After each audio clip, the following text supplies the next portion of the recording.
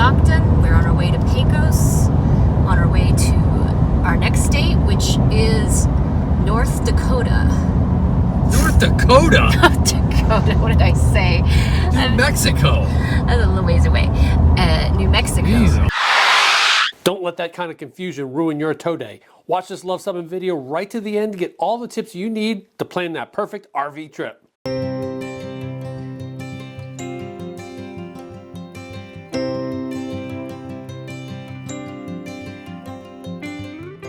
Okay, welcome to this week's episode of Luv Subbin. What are we doing this week? We are talking about how we plan our long RV trips. Yes, most of us are in the planning phase right now, as we are. As we are and we want to be. Because if you tune into the end of this video, we will have photographic evidence provided by a loyal Luv Subbin viewer of the Luv Sub while it's in service. Yes, so stay tuned for that. We'll talk a little bit about that, but we're starting to plan our RV trips, and we're going to give you our tips. Yes. Okay, so I know that the first thing people are going to say when they look at our system of doing things is, dude, there's an app for that, you know. There are a lot of RV trip planning apps. Yeah, in doing this video, we checked them all. You know, we started looking around. There's quite a few. There are quite a few. But we do it the old core way. Mm-hmm. And don't worry, we're not going to try and sell you any of this stuff, any of these apps. Nope. Except for chain socks. Chain socks are manufactured by the Luv Subbin crew here in Vermont and turn that ugly piece of safety equipment into something super snazzy. Yes. Also, you should never bottom out and you keep those chains crossed. But if you do, these will protect, hopefully, those sparks from coming from your chains. Yeah, and somebody on Airstream Addicts just called these things unnecessary. So that's even more reason to buy your set of chain socks at www.luvsubbin.com. All right, let's go into this video. So what are some of our rules that we have that we plan our trips around? We like to not go farther than about 250 miles a day. Yeah, that's our sweet spot. Last year, if you recall seeing our data video, which I can link up here, which shows all of our costs and stuff, we traveled on average 172.9 miles per day. So 250 is our sweet spot. We try to stick to that. Yeah, and what's our max? We don't want to go farther than 350 miles. Yeah, that's all right, and that's usually only if we're trying to get to Jackson Center. And if it's 400 miles, that's exhausting. Yeah, then we're going to break it up. So 250 miles is our sweet spot. You know, the RVers have that 333 rule, right? Yes. 300 miles, no more than 300 miles on a day. You arrive by 3 p.m. and you stay for at least 3 nights. Yes, but I think we were more like 2, 2, and 2 or something like that. Yeah, we're a little weird because 250 is our mileage. The other thing is we like to arrive before happy hour. That's 5 o'clock, and any earlier than that is kind of a bonus. Yes, and for us, we've calculated that it takes 3 hours from what we call wake up to wheels up. And that includes making coffee, breakfast, surfing the internet, getting going, if we want to take a shower, whatever. Right, as well as going through our whole checklist and stuff like that. But it's basically 3, and we put that into our plan because if we want to arrive by 3:30, 4 o'clock-ish or so, we know another one of our rules is that over the course of 23 years of RVing, it's almost an exact rule that it's 50 miles per hour that you travel to your destination. So if we're traveling 250 miles, that would be about 5 hours of travel time. Right. So if we want to get there at 4, that's leaving at 11. 3, that's leaving at 10. So that's how we kind of budget things. And that's how we estimate our day. And that would include either gas stops, and that would also include any rest stops and maybe a stop for lunch as well. Yeah, so 50 miles. So that gives us a 5-hour travel day. And again, as we say always, anything less is bonus. Correct. And so our final rule is that we never try and travel more than 2 consecutive days without a longer term stop. Correct. That would be a back-to-back trip with staying hitched up, at a harvest host or at a state park just to get from point A to point B. All right. So then we have a whole series of actions that we take to plan our long trips.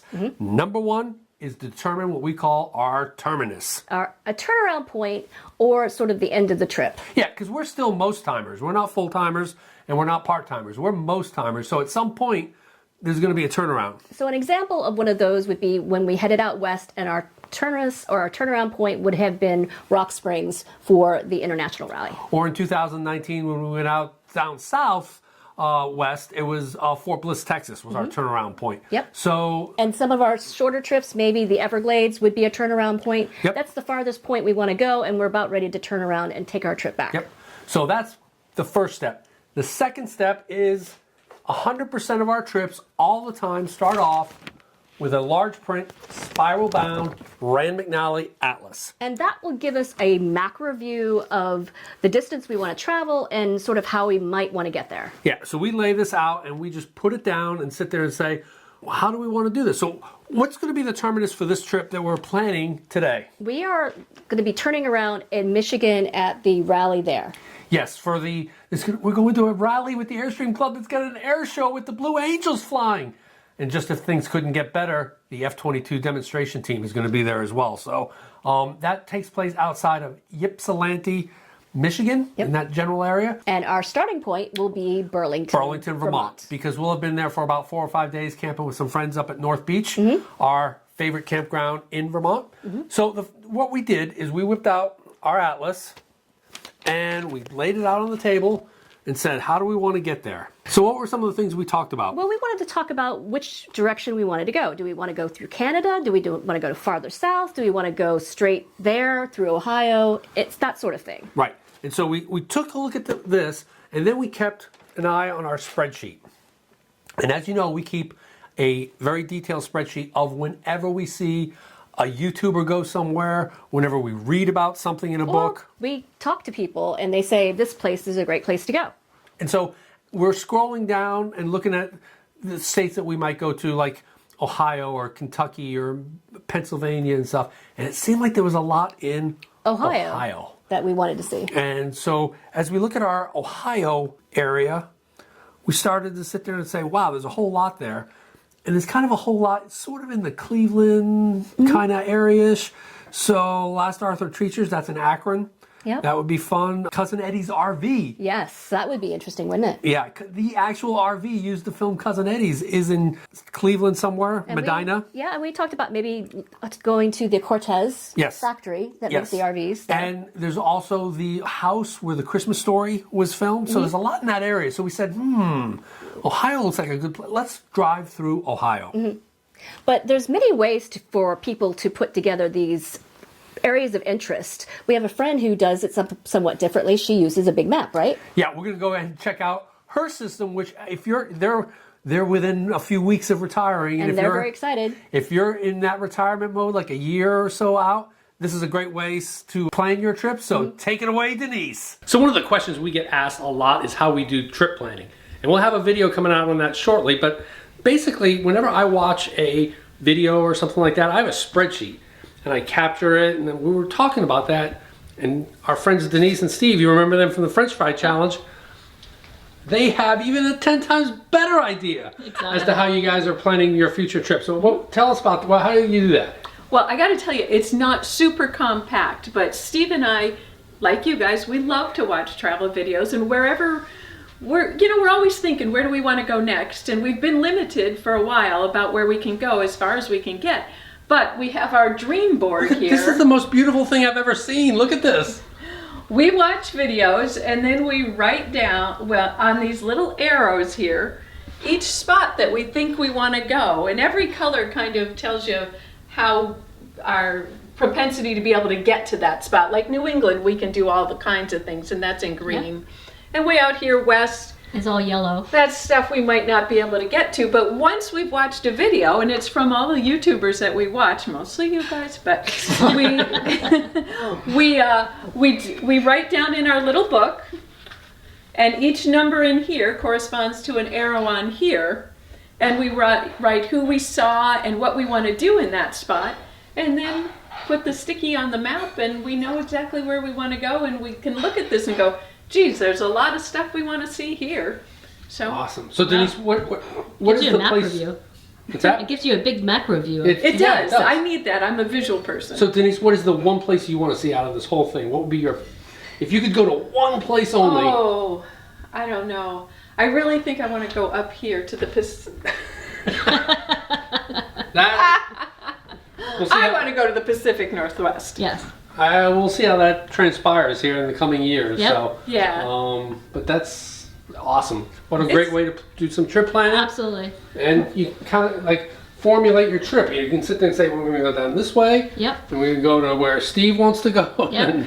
Well, you know, and there's so many places that we haven't jumped up after watching a video and stuck on here that we want to do, but we're going to get more serious about that in the next few weeks. That's great. Awesome. Awesome. Yeah, What a great idea. Thanks.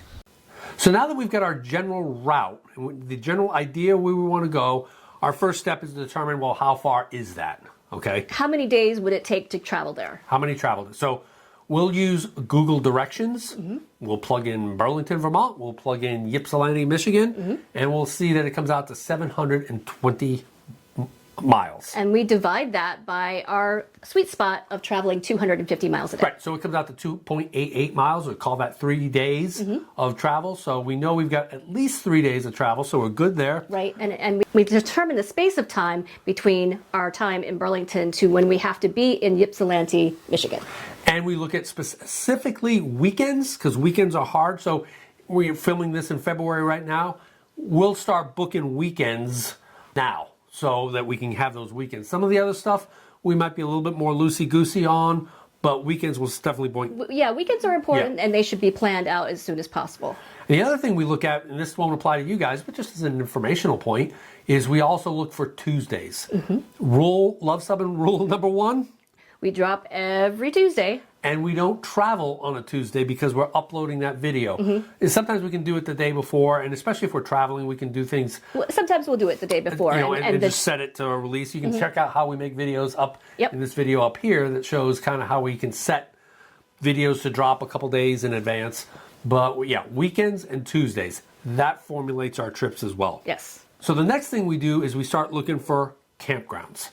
And for that, we will use an app for many areas, and we use Campendium. Yep. Campendium will tell you what the state parks are like, and they have ratings, and they will also tell you some of the more unusual places to go as well. Yep. But first and foremost is... Our favorite one is the Corps of Engineer campgrounds. As you know, we love Corps of Engineers. We will always go to a Corps of Engineers campground first and foremost, and that's number 1. So we're going to look for, like, for example, Ohio. And see if there's something near Cleveland. And there's not. There's Berlin Lake, which is south of Akron, kind of southeast of Akron. But we've still got to get home to another rally in Connecticut. So we've marked this one for going home because it's more south, and we'll talk about how we're going home, but it'll be through Pennsylvania versus northern route through Ohio. So that's it for Ohio. So we'll say, campgrounds, can't really do that for the Corps of Engineers. So next we look at state or county parks. Yes. But in this case, we're like, we'll have been 5 days up in Burlington, and we're trying to get out to Ohio and that area. So this sounds like a picture-perfect time for a harvest host. For the first night? Yeah, Okay. for the first night. Because, that way that we can hit our 2 consecutive days and be pretty much into Ohio. And get pretty much where we want to be. So we start pulling up the Harvest Host app, which you can see here. And the Harvest Host app is really good for just kind of sort of searching. We don't use the search function. We just look at the highway and where we want to go. And we'll use a set of dividers on our map to put that 250-mile curve in. And then we'll look at everything behind that. So looking at the map here, we see right along Oneida Lake. And that's in New York. It is. And we see South Shore Wines and Vineyards. Okay. So we'll click on that. They've got all their 45 feet or more. They're open on the day of till 9 p.m. They've got Wi-Fi, so everything looks good there. Yep. The next thing we'll do always is we will Google Earth any harvest host just to make sure it's not Hard to get into. Or stuff like that. Or And it looks like wide open spaces. yeah, looks like wide open here. So, so yeah, that is exactly 205 miles from Burlington. It meets our stop-off point for mileage. Kind of fun to start your little journey with a harvest host. Yes, especially a winery. Yeah, which this will probably end up being more Expensive than a state park. Yeah, but what's cool about this particular harvest host, if you look back at the map of the harvest host, there is a state park right next door to it. Verona Lake State Park, I think is what it is. But it's right next door. So if for whatever reason the harvest host doesn't work out, we can book that state park. We'll have something you have a backup. Right. From there, the other great thing that I like about the Rand McNally. And we always get an updated version every year. We do. This is an older one, but the Rand McNally always shows state parks. And if you saw our data video again, our number one place to stay always is state parks. Yeah. And so that allows us to have a really good look at state parks and being able to pick those out. And see what's on our route. So we're going to try and get some state parks on the way. Yep. So there's the 4 Mile Creek State Park that we're probably going to book. That's a great one on Lake Ontario. It's the gateway to Niagara Falls and some Canadian wineries. That sounds nice. And from there, we'll go to a state park over in near Cleveland. Actually, there's one in Punderson State Park. So as we look at our mileage and everything, that'll be about 136 miles from there. And that's going to be where we'll probably stay for like 5 or 6 nights or something like that. And just see what's there to see.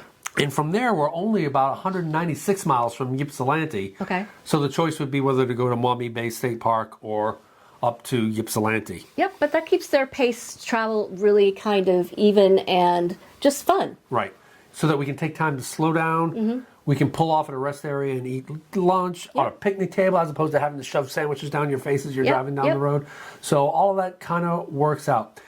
And then our final tip as we travel along is to always have driver's meeting before we go, right? We don't want any confusion as to the route. And, as I'm sort of the navigator if he's the driver. And so, what route do we follow? And we have to sort of be in agreement. Because there's nothing worse than Cindy saying, okay, you're going to be taking a left up here onto Route 123, and Liesel, our Garmin, wants to keep going straight. And then it's like, do we go straight? Do we take a right? Right. So we get all of that hashed out in advance in our driver's meeting. Yes. Okay, so when we're actually on the road, what are the GPS things that we use to help us move forward? Well, the apps we use are Waze. We use Google Maps. We also use our Garmin. Yep. And we also use the Atlas as well. Yep. And, a lot of people talk about, I need an RV-friendly Garmin. No, you don't. In 129,000 miles of towing, we've had to turn around once. And that was our fault. It was actually marked, no trucks or RVs on this road, and we just missed it. Yeah, we did. But there was no big deal. It was not a big deal. We saw a low-hanging bridge, we turned around. Yeah, we did. There'll usually be a place to do that. There'll be a warning in advance. So we don't use the special RV stuff. And I only use Waze when we hit traffic just to see what's going on. But Waze can be useful to give you a detour if you do anticipate some traffic coming up, because sometimes you're warned about that, and you can sometimes find a detour around that. Yeah, so Waze or Google Maps is usually what we use. Yes. All right, let's get into the sub. All right, we want to thank Dan, one of our loyal subscribers here, who was at Jackson Center getting his work done on his trailer, and he sent us a picture of the sub. Yes, we're so grateful to get a view of what's going on there. Yeah, he said sparks are a-flying, so that means they're doing some welding, of course. So, so that's exciting news for us. You can see here in the picture, it's kind of like, it looks like it's in a bay where they can get underneath it, which is probably the only one that they can do that work in. Yeah. So, that's good news. Yeah, it is good news. We're very excited. Again, thanks for everybody who has taken pictures. Yes. Again, we've shown some pictures before of folks who have been when it was in the parking lot at Jackson Center, but especially those folks who are taking pictures for us at the service base. Yes. That was wonderful. We really appreciate it. All right. Well, there you have it. How we kind of plan our long RV trips. What do you think? I think we have a fairly good system going, but you sort of need to work out what system works best for you. Yeah, I mean, I'm sure a lot of people are just going to click. I use an app. That's great. If that's what if that works for you. To me, I liken it to a pilot on autopilot. If you just like flying on autopilot, hey, run with it. I like hand flying. Well, I think half the fun is the trip planning. It is. And we like planning the trip. We like interacting with the trip as opposed to just having this app tell us what to do. We use technology to help us, not to rely on. Yes. So if you like this video, give us a big thumbs up. It really helps our channel. And if you think we've earned a subscription, click the subscribe. And comment below if you have a special way that you like to plan your trips that you want to share. Because we come out with RV and Airstream related videos just like this one every Tuesday. Thanks for watching.